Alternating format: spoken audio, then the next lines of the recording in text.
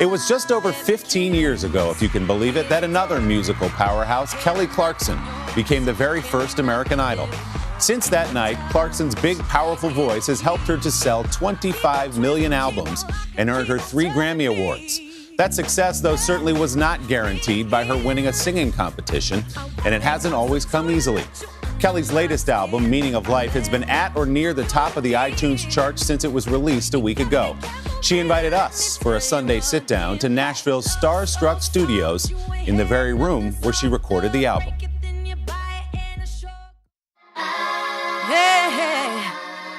Every kiss is a door. Love So Soft, one of your early singles. Yep. It's just, there's some swagger in yes, there, right? Stank. Yes, it's this face. Yes, it's that face. It's like, we were in the studio, I was like, yes. That stank face is Kelly Clarkson's highest form of approval, and she's feeling good about her new album, recorded with a new label, featuring a new soul-inspired sound. Meaning of Life is the record the 35-year-old has been waiting 15 years to make. 100% of this record is all me. I think, you do have to live a little to sing these songs and have the kind of sass and confidence that comes with it. Is there any fear at all to doing something a little bit different because you're so proven the way you've done it for all these years? No, and you know what? Every time I cover a song, I tend to make it soulful. And everybody always asks me, well, when are you going to make that record? So I'm not nervous about it at all because I feel like people have been wanting this record for years. Like, I mean, all I sang on Idol was Aretha or any kind of soulful vibe. Covers of R&B classics like Aretha Franklin's Respect won the Burleson, Texas native a huge following on the inaugural season of American Idol.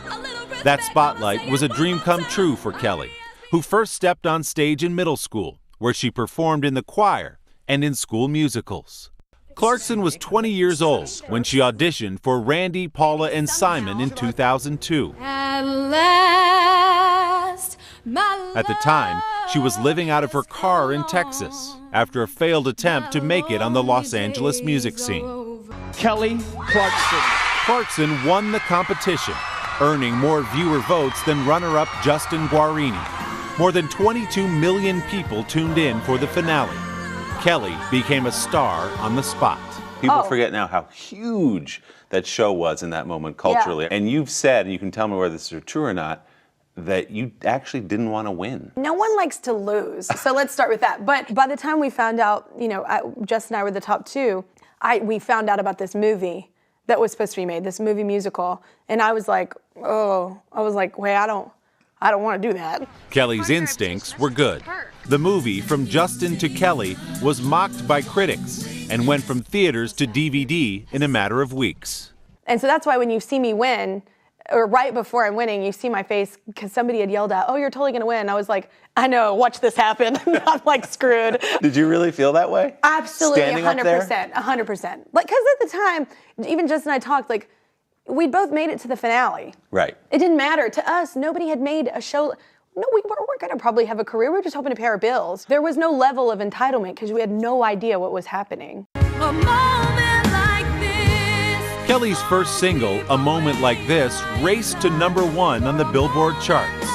But life as the first American Idol wasn't exactly what it seemed. I was surprised to read how much you struggled after that, because to the outside world, it was so here's a young easy. woman who chased her dream, got a $1 million deal, recording contract.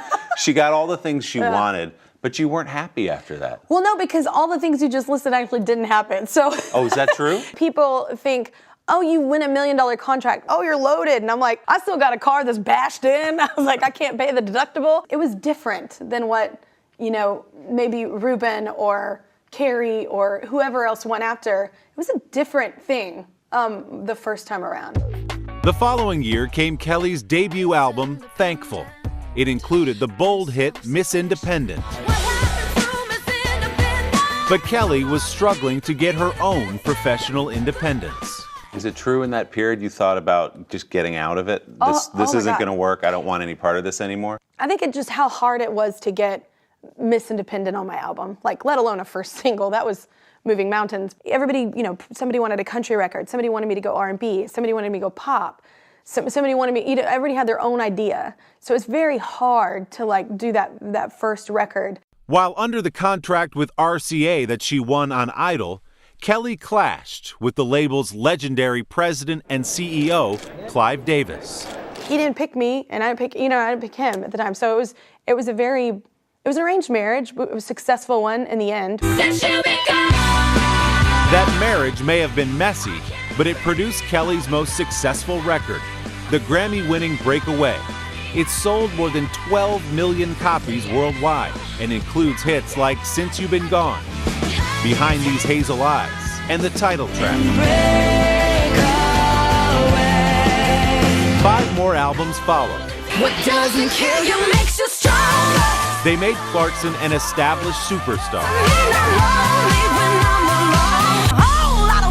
The new album, Meaning of Life, marks a new era for Kelly. Last year, she walked away from RCA and signed with Atlantic Records. The final track on the new album borrows a line from the speech made by former First Lady Michelle Obama at the 2016 Democratic Convention. When they go low, we go high. It's a sentiment Kelly can relate to. Over 15 years in the public eye and on social media, she's learned to ignore the critics. And I'm sure it's hard for you to read Instagram, Twitter, things like that. Yeah. And not every once in a while I want to go in on somebody. Oh, I mean, I'm gonna be real with you. I don't go high always. I go sarcastic sometimes. There are times. I mean, I ain't a saint, so like I'm human. I don't care. People, call me fat, like me brunette, like me to sing this song. They say stuff all the time. It does not bother me because I'm very fulfilled in my life and I love my life and I'm blessed.